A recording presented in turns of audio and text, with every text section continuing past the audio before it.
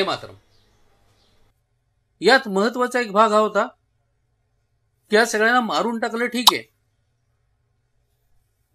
परंतु यांच्यापैकी कोणावरही बलात्कार केलेला नाही, अन्याय अत्याचार हा झालेला नाही, जुलूम झालेला नाही. पण तरी सुद्धा असं असलं तरीही मारणं हे वाईट, अगदीच बरोबर, मारणं हे केव्हाही वाईट कोणालाही. पण हा दुसरा भाग कधीही बघितला जात नाही की नील आणि हॅव्हलॉक काय करत होते. अशा वेळेला जर लोक चिडले असतील, लोकांचा तोल सुटला असेल. बरं, याच्याबद्दल आणखीन दुसराही एक अँगल असा आहे की तिथे जे कैदेत होते त्याच्यापैकी काही स्त्रियांनी गुप्तपणे आपल्याच सैन्याच्या बरोबर म्हणजे नील आणि हॅव्हलॉककडे पत्र पाठवून संपर्क साधायचा प्रयत्न केला होता. आणि आता हा संपर्क साधायचा प्रयत्न होतोय, त्यांची पत्र पकडली गेली म्हटल्यानंतर मग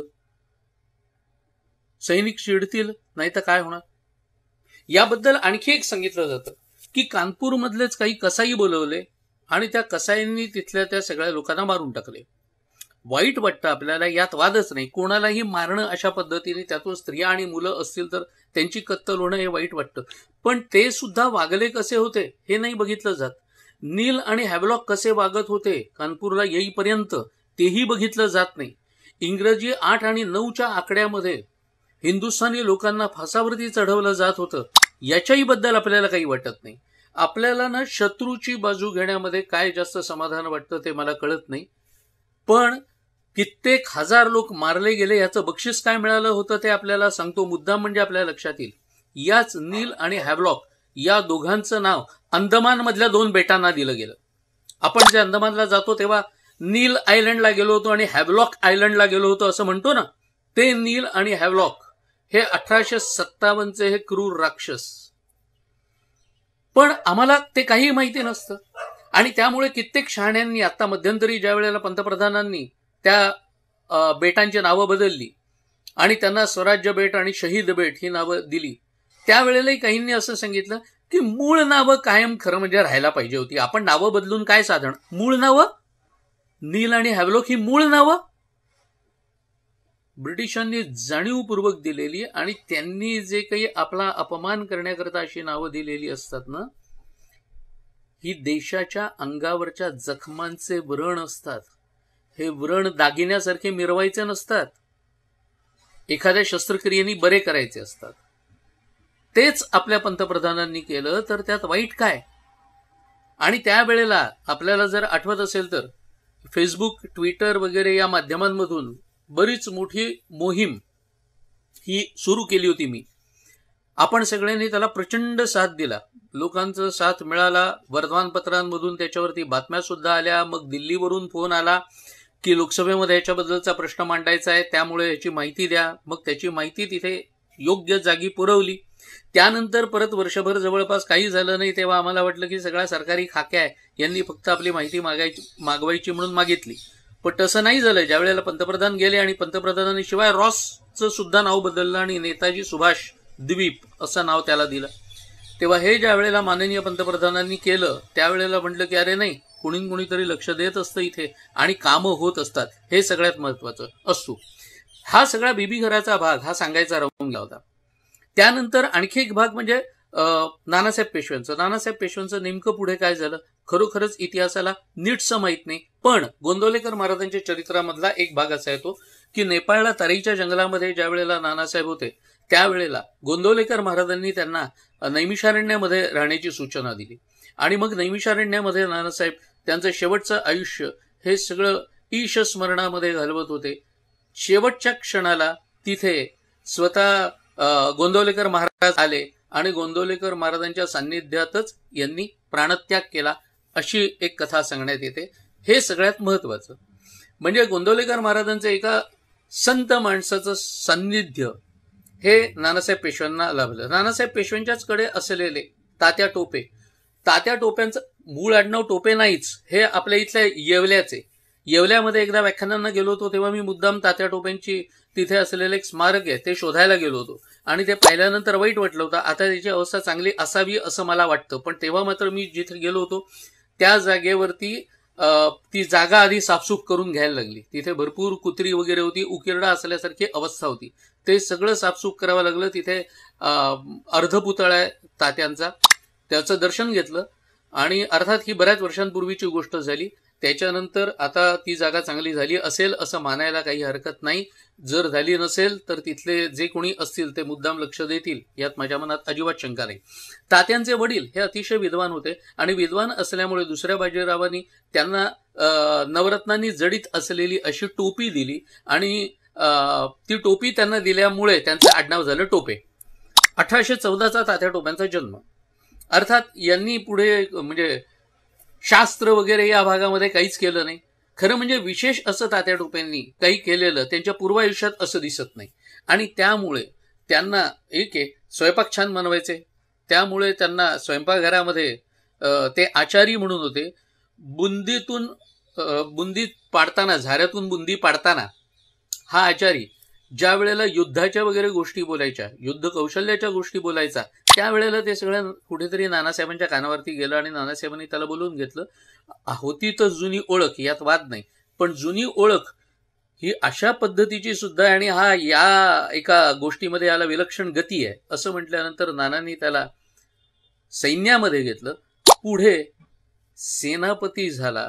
हे सगळ्यात महत्वाचं. उंची 5'6", मोठे डोळे, अत्यंत भेदक अशा पद्धतीचे तो डोळे, जाडजूड मिशा, रुंद जबडा, बुद्धिमान, संघटक आणि लढवय्या असं तात्यांचं वर्णन आहे.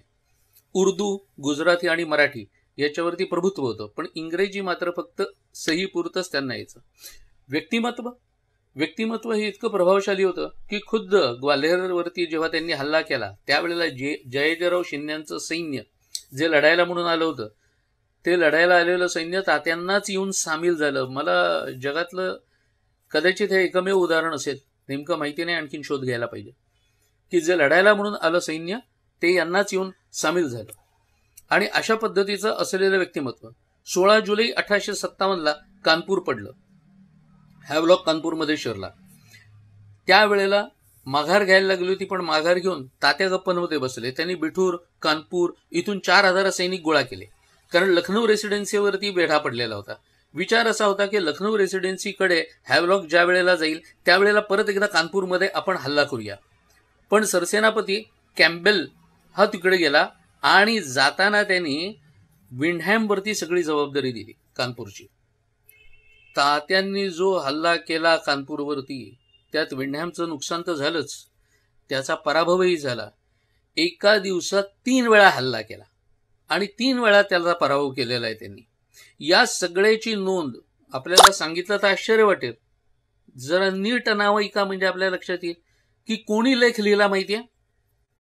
हा लेख लिहिलाय कार्ल मार्क्सचा सहकारी फ्रेडरिक एंगल्स यांनी 20 फेब्रुवारी 1858च्या न्यूयॉर्क डेली ट्रिब्यूनमध्ये एक लेख लिहिला आणि त्याच्यात या सगळ्याचं वर्णन केलं, या सगळ्याची त्यांनी नोंद घेतली.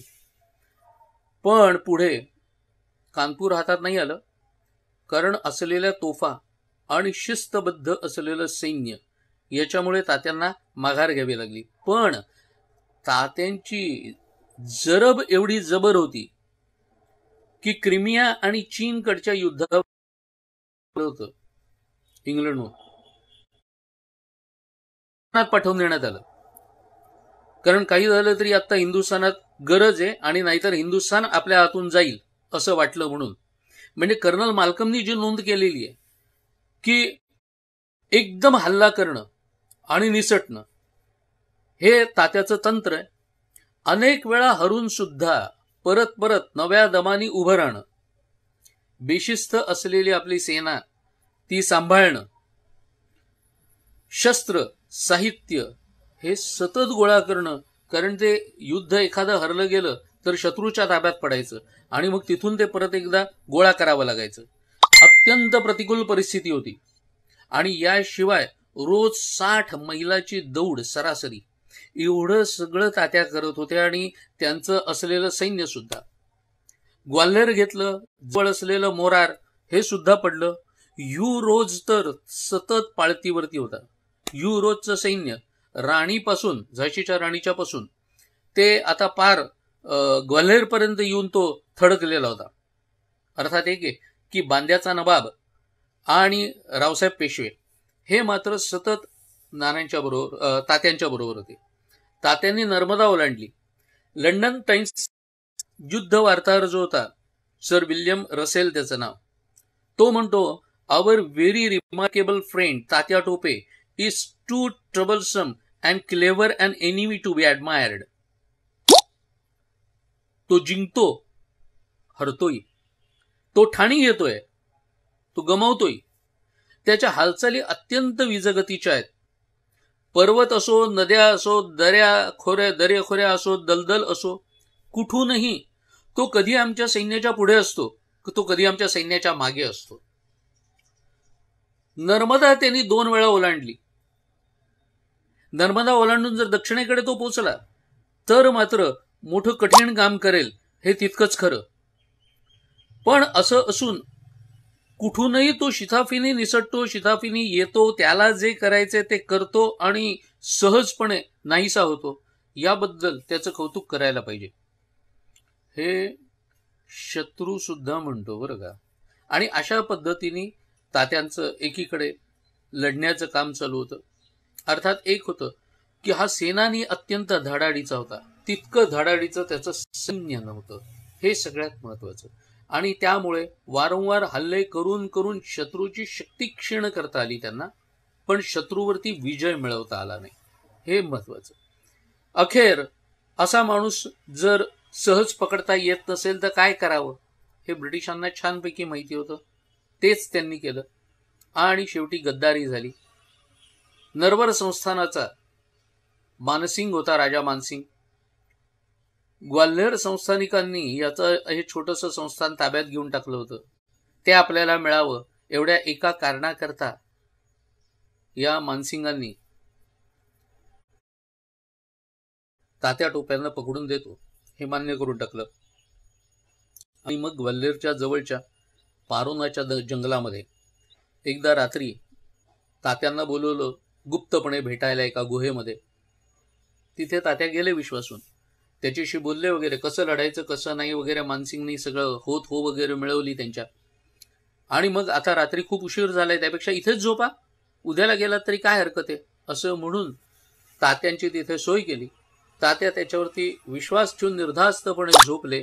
आणि मध्यरात्री 8-10 सैनिकांनी, इंग्रज सैनिकांनी येऊन तात्यांना उठवलं आणि तिथेच त्यांना अटक करण्यात आली. अटक करून त्यांना मीडच्या तळावरती नेण्यात आलं. तात्यांच्यावरती खटला वगैरे ब्रिटिशांच्या नेहमीच्या पद्धतीप्रमाणे बरं का, सगळं कसं कायदेशीर असं दिसायला पाहिजे याची ब्रिटिश अत्यंत दक्षता घ्यायचे, त्या पद्धतीने त्यांच्यावर खटला बिटला चालवला. तात्यांनी तिथे उघडपणे असं सांगितलं की एक तर पहिली गोष्ट, मी तुमचा प्रजाजनच नाहीये आणि प्रजाजन नसल्यामुळे तुम्ही माझ्यावरती कोणत्याही प्रकारची सजा देऊ शकत नाही, काहीही लादू शकत नाही. मी तुमचा नोकर नाही, मी केवळ आणि केवळ माझ्या मालकांच्या हुकमाचा ताबेदार होतो. ते जे सांगत होते त्याप्रमाणे मी वागत आलेलो आहे, त्यामुळे तुमच्या राज्याला मी मानतच नाही. आणि असं सगळं सांगितल्यानंतर मग मात्र शिवपुरी अथवा सिपडी इथे तात्यांना फाशी द्यायचं ठरवलं. संध्याकाळी 5ची वेळ त्यांना फाशी देण्याची ठरवण्यात आली. आणि तात्या स्वतः चढून गेलेत वरती, हात जोडलेत त्यांनी. घरच्यांना त्रास देऊ नका एवढंच सांगितलं. स्वतःहून फास गळ्यात घालून घेतला आणि तात्या तिथे अमर झाले. 1857 मधला आणखी एक हुतात्मा. एक वदंता मात्र अशी आहे की तात्या फाशी गेले नसावेत. काही जण असं म्हणतात की ते फाशी गेले नसावेत. अर्थात नक्की माहिती नाही. तूर्तास इथेच थांबूया. पुढचा भाग उद्या बघूया. वंदे मातरम.